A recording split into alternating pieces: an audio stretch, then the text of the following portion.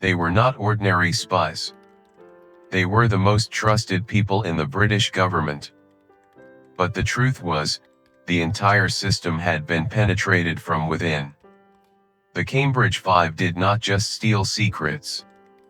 They rewrote the landscape of the entire Cold War. For many years, no one discovered it. Not because they were too good, but because no one dared to suspect them. In the late 1930s, at the University of Cambridge, the cradle for training Britain's elite, a group of elite students began to form an inexplicable bond. They were not like the others. Not just because of their superior intelligence, but because of how they saw the world. While most believed in the current system, they believed that the West was gradually collapsing from within. Names like Kim Philby, Guy Burgess, and Donald Maclean would later enter the most powerful positions: intelligence, diplomacy, national security. But at that time, they were just students with intense convictions. And it was those very beliefs that made them the perfect targets. An outside force silently observed. Not in a hurry. No coercion. Just waiting for the right moment. Because they did not need to recruit spies. They were creating them. And when the world entered chaos, these people would not stand on the side of their country. They would stand on the side of an ideal. Even if the price to pay was betraying everyone. In the context of 1930s Europe, everything was fracturing. Economic crisis, the rise of fascism, and the fear of war loomed over the entire continent. For many young intellectuals, the old system seemed to have failed. And it was in that void another idea began to creep in. Communism. Not in the form of crude propaganda, but as a promise. A fairer world. No classes. No privileges. For the students at the University of Cambridge, this was not just a political theory. It was a belief. Some only debated in clubs. Some wrote articles, gave speeches, and then left. But others went further. They began meeting mysterious comrades. Unofficial. No papers. Just conversations, but carefully monitored. Behind those meetings was the NKVD, the Soviet intelligence agency. Unlike the West, they did not look for mature spies. They looked for young people who could be shaped. Their strategy was clear. Instead of infiltrating from the outside, become a part of the system from the very beginning. And Cambridge was the perfect place. Because the students here were not just smart. They were the future of Britain. Lawyers, diplomats, intelligence officials. Those who would hold power in the coming decades. Among them, Kim Philby stood out particularly. Intelligent, calm, and with an incredible ability to adapt. He was not someone easily suspected. And that was exactly what made him dangerous. Philby was not recruited with money. Nor by pressure. He was persuaded. Step by step. From small conversations to larger commitments. And when he agreed, he did not just become a supporter. He became an asset. At the same time, Guy Burgess was a different case. Burgess was chaotic, lacking discipline. But he had an incredibly wide network of relationships. He knew the right people, appeared in the right places, and somehow, always slipped through every limit. If Philby was the brain, then Burgess was the door. The person connecting the pieces together. Donald Maclean was different. Less prominent. Less noticeable. But that was exactly what helped him go far in diplomacy. McLean had access to documents that very few people were allowed to see. Information on foreign policy, negotiation strategies, and later, even secrets related to nuclear weapons. Then came Anthony Blunt, a scholar, an art historian. No one thought he was involved in intelligence. And that was the perfect disguise. Finally, John Cairncross, a code-breaking expert. Not famous, not powerful. But he had access to data that even generals needed. 5 people. Not alike. Not in the same positions. Not the same personalities. But they complemented each other perfectly. The scariest thing was not that they existed, but the way they operated. They did not act immediately. Did not send information recklessly. Did not create any signs. They were patient. Very patient. They graduated. They joined the system. They climbed every rung. Every move was logical. Every decision was right. Nothing suspicious. And that was the problem. Because the security system at that time was designed to detect abnormal people. But they were completely normal.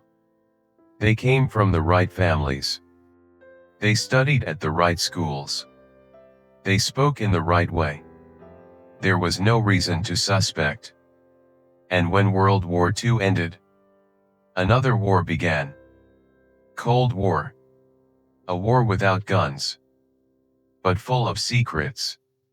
And at this time, the Cambridge Five were in the right positions. Philby joined MI6, even taking charge of operations related to the Soviet Union. McLean worked in the Foreign Office, had access to high-level documents. Burgess moved between agencies, connecting and transmitting information. Blunt operated in academia, but still kept in touch. Cairncross worked with encrypted documents. They did not need to try too hard. The information came to them. And then, they sent it off. Bit by bit. Not all at once. Without drawing attention. Just enough to create an impact. And that impact was massive. Many Western operations failed without anyone understanding why. Plans that seemed perfect were broken before they began. The spies were caught. The networks were wiped out. Everything was as if someone was reading the script in advance. But no one knew who. Or maybe no one wanted to know. Because if the answer were true, then it was too dangerous to accept. A question began to appear internally. Is there a spy in the system? The official answer, maybe. But no one thought that it was at this level. No one thought that the most trusted people were the sources of the leaks. And this was the biggest weakness of the entire system. Trust. Not a lack of technology. Not a lack of procedures. But trust in people. The belief that those from the elite class would not betray. But what would happen if that very assumption was wrong? If the system was built on a false belief, then everything above it would also collapse. And while the intelligence agencies were still debating, the Cambridge Five continued. No one stopped them. No one saw them. Or perhaps someone did see. But it was too late to speak up. And when the first signs became clearer, a bigger question emerged. Was this just a small group? Or just the tip of something much, much larger? Throughout the 1940s to 1950s, as the world entered the most tense phase of the Cold War, the Cambridge Five were no longer just seeds. They had become a complete network. And more importantly, they were in the right positions to cause maximum damage. The information they passed on was not trivial news. These were documents that could change the global landscape. Western military plans, strategies for dealing with the Soviet Union, and most dangerously, the identities of agents operating in secret. Those names once exposed were not just arrested, they disappeared. Without a trace. Without an explanation. And what made everything even more serious was the position of Kim Philby. He was not just a double agent.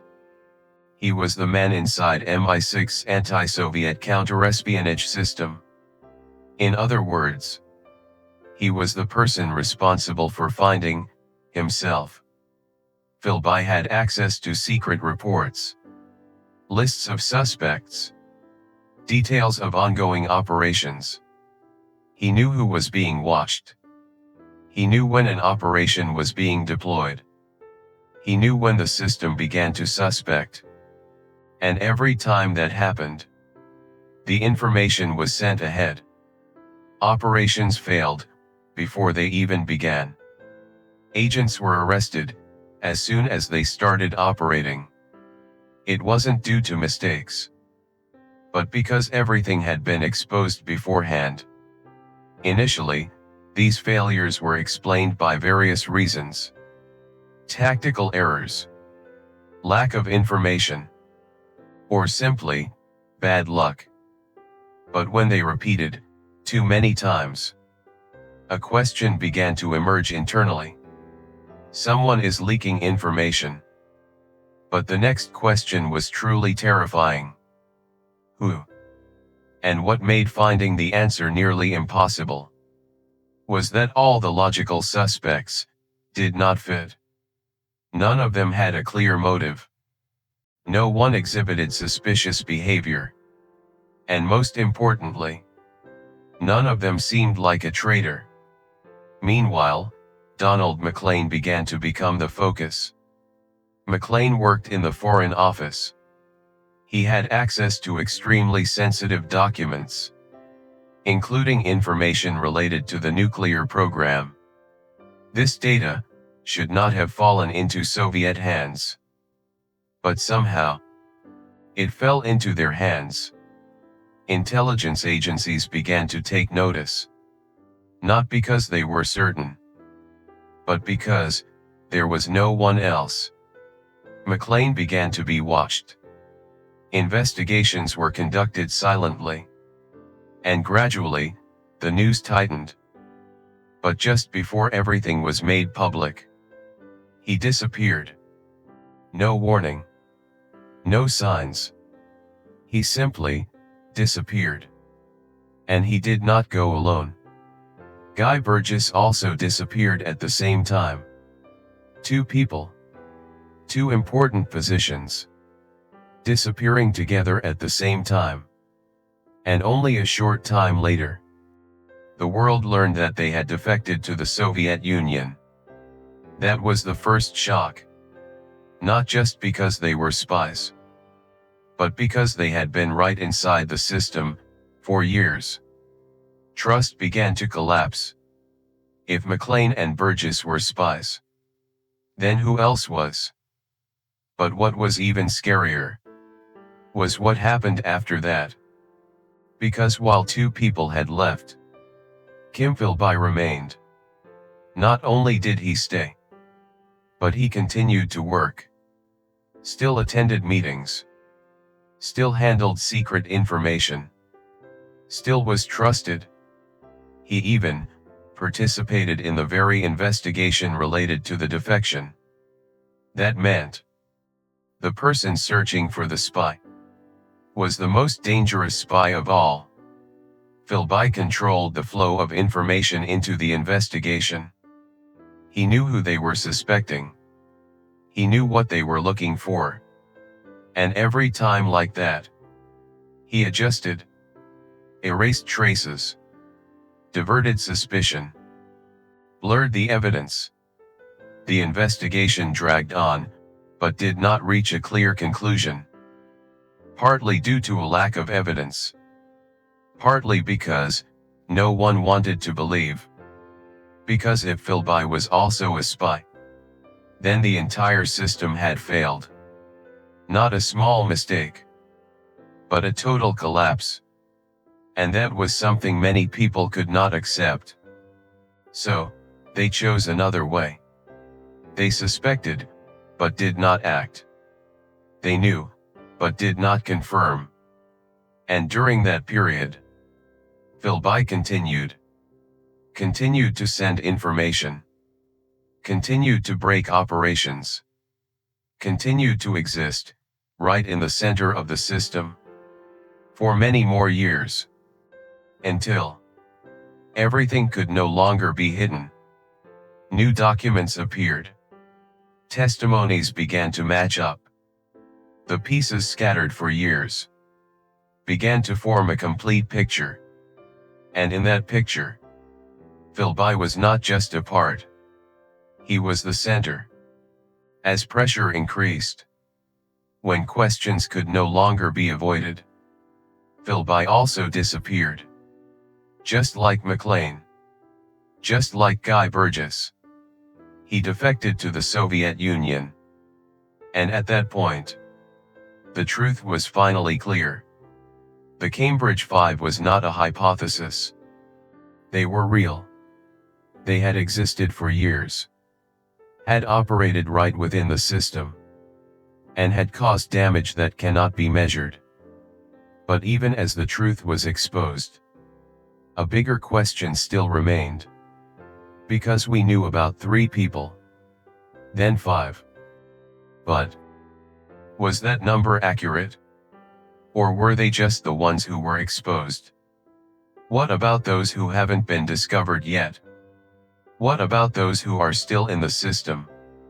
And if such a network could exist for years, right in the middle of one of the world's leading intelligence agencies, then what does that mean?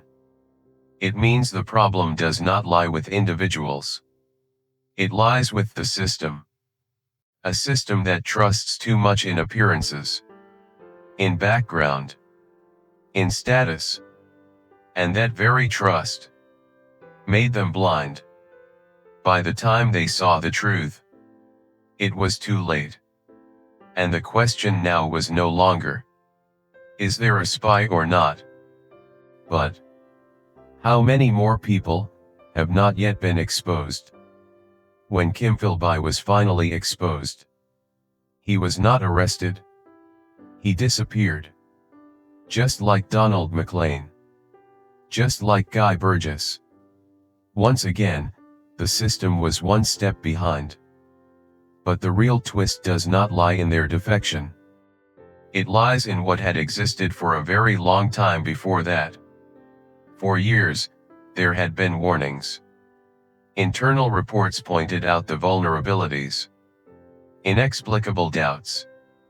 Repeated leakage patterns. There were even times when Philby's name appeared on the suspect lists. But no decisive action was taken. It wasn't for a complete lack of evidence, but for a more dangerous reason. No one truly believed that it could happen. Who was Philby? A typical British gentleman. Educated at the University of Cambridge. Worked in MI6. Had the right people, right class relationships. In the eyes of the system, he was the embodiment of reliability. And that was the fatal blind spot. Because the system was not designed to suspect people like him. It was designed to detect outsiders. Not those at the center. So when evidence appeared, it was interpreted in a different way. When suspicion grew, it was softened. And when the truth was almost clear, it was ignored. Not because the system was weak, but because it believed in the wrong things. And that very belief created a hole that no technology could ever patch.